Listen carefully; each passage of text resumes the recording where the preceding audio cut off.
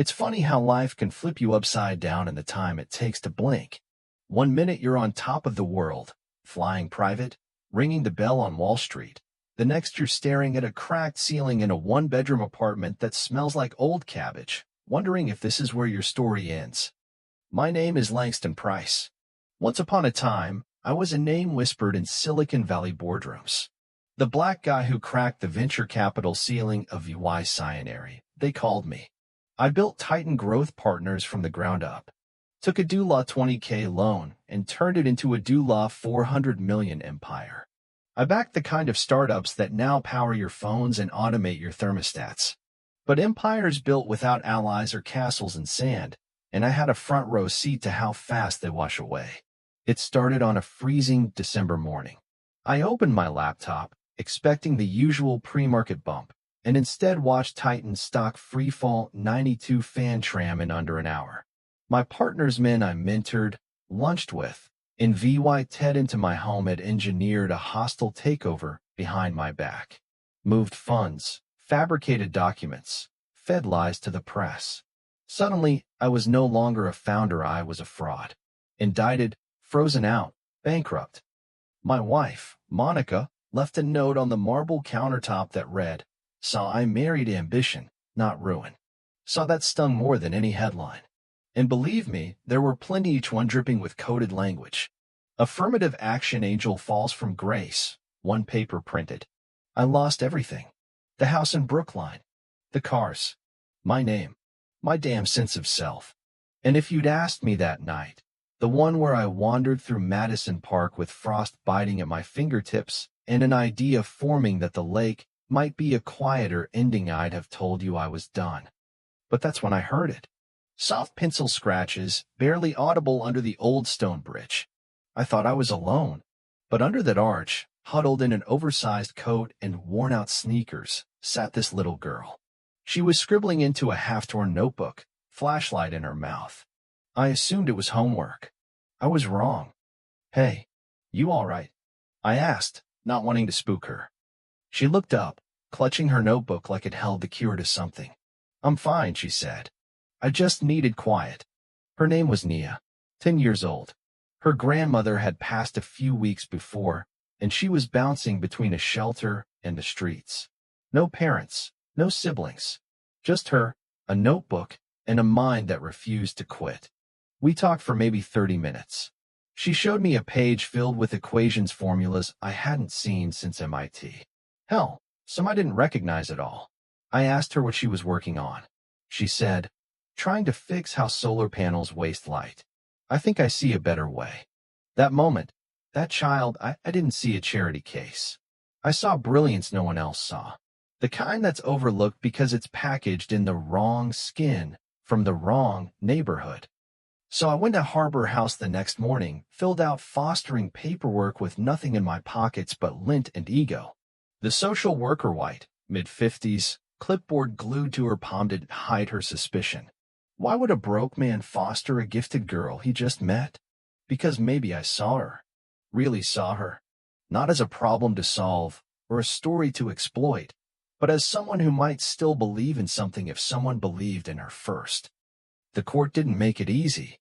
Background checks pulled up my fall from grace. Judges asked questions with answers they'd already decided. Former colleagues laughed behind my back. "Langston's gone full Disney MOVYE," one said. But I got approved. I think the system didn't expect me to last. One more failed placement for a hard-to-place kid. But we didn't fail. It wasn't easy. First few weeks, she barely unpacked. Slept on the couch. Hid food in the closet like it might vanish. She was used to lying. But slowly, like the slow drip of a leaky faucet, we learned each other's rhythm. I made a snack cabinet just for her. We made planets out of foam for her science class. We painted the moons of Neptune from memory. She corrected me. I let her. And that notebook. That damn notebook. It was filled with theories on light absorption and frequency modulation. I realized she wasn't just a he, she was somewhere else entirely. I reached out to an old MIT colleague, Dr. Elisa Marquez. Cold email. No context. Just, "You need to see this." She was skeptical. Until she wasn't. When we VY sighted the lab, Nia lit up, solving equations on a whiteboard in front of four physicists who'd spent 20 years studying energy systems. By the end, Marquez was on the phone with some government grant agency. "She's a prodigy," she whispered to me. "But she's going to need protection." She was right. The next day, Whitman Tech, run by my old partner, Derek Whitman, came knocking. Offered us money, a house, scholarship, press coverage. But the fine print buried the truth.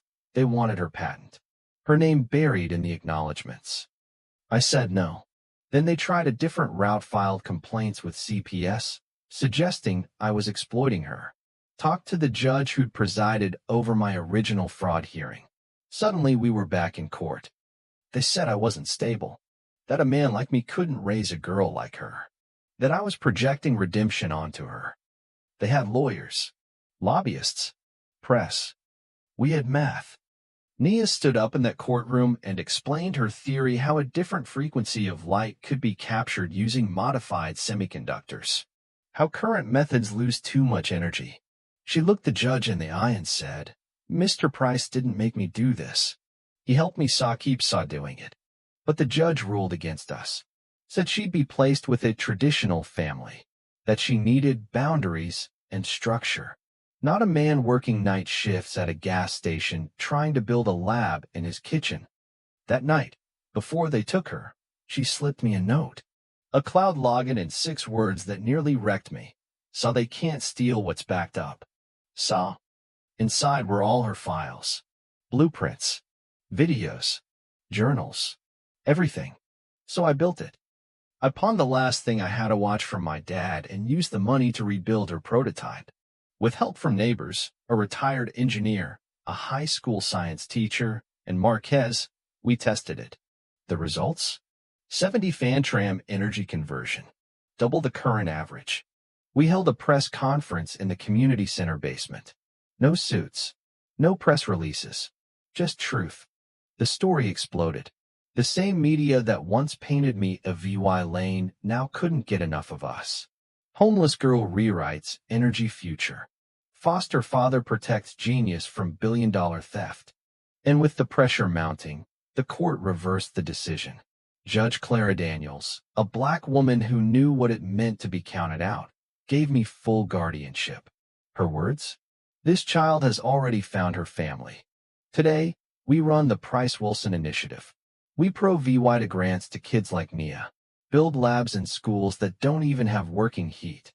We license her technology at low cost to cities that need it most. Her name is on the patent. Mine is a footnote. Because I didn't save her. She saved me. And now she wants to change transportation again. She's 13. Got a new notebook. Keeps it under her pillow. Some nights I still look at her and wonder what kind of world wouldn't see her brilliance without a fight. And some mornings, when I walk past her room and hear the soft scratch of pencil on paper, I remember that fight is far from over. So let me ask you something. Have you ever seen genius go ignored because it didn't come dressed in PRIVY leg? Would you risk everything to protect it? Or would you let the world take it, like it's taken so much before? Drop your answer in the comments. Like and share if you believe that second chances can change not just a life, but the world. Because sometimes all it takes is for one person to truly see another.